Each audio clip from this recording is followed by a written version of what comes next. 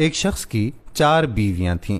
چوتھی بیوی سے وہ بہت محبت کرتا تھا اور اس کو بنانے سنوارنے میں ہر وقت لگا رہتا تھا۔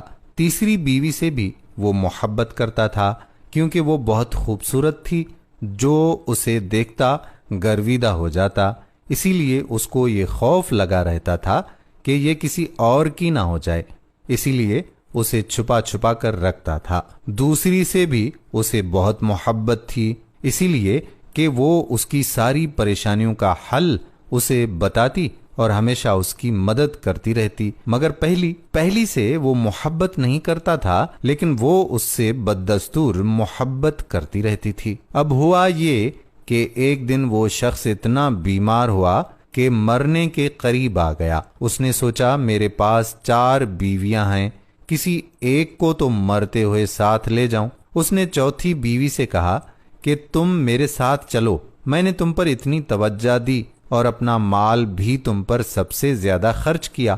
جواب میں اس نے صاف صاف انکار کر دیا، بھلا کون کسی کے لیے مرتا ہے؟ تیسری بیوی سے کہا تو اس نے جواب دیا کہ دنیا میں ابھی میرے چاہنے والے بہت ہیں، میں کسی کی بھی ہو جاؤں گی۔ دوسری بیوی نے کہا کہ میں صرف قبر تک تو ساتھ آ جاؤں گی، مگر اس سے آگے میں نہیں آ سکتی۔ اب یہ بڑا پریشان ہوا۔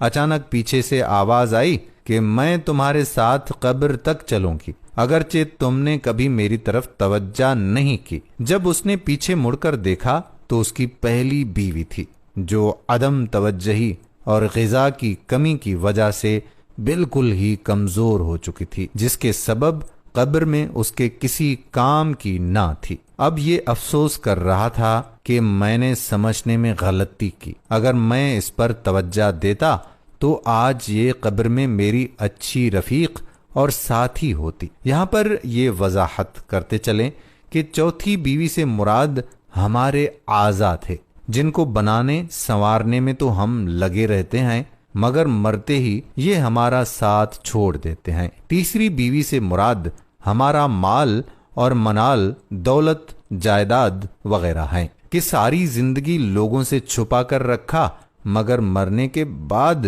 یہ دوسروں کے ہو جائیں گے۔ تیسری بیوی سے مراد ہمارے اہل و عیال اور رشتہ دار اور دوست و احباب ہیں۔ دنیا میں یہی لوگ ہمارے کام آتے ہیں، ہمارے مسائل حل کرواتے ہیں، ان سے جتنی اور جیسی چاہیں مدد لیتے رہیں، مگر یہ لوگ بھی زیادہ سے زیادہ قبر تک ہمارے ساتھ رہتے ہیں۔ پہلی بیوی سے مراد ہمارے اعمال ہیں جو قبر میں ساتھ جائیں گے، لیکن ہم ان کی طرف توجہ نہ دے کر قبر کے حقیقی دوست، حقیقی رفیق اور ساتھی سے محروم ہوئے۔ آئیں آج ہی اپنے اعمال کی طرف توجہ دینے کا پکا عہد کرتے ہیں کہ ہم اعمال صالحہ کریں گے، اور اللہ رب العزت سے ہم دعا کرتے ہیں کہ اے ہمارے پروردگار، ہمیں صراط مستقیم پر چلنے کی توفیق عطا فرما۔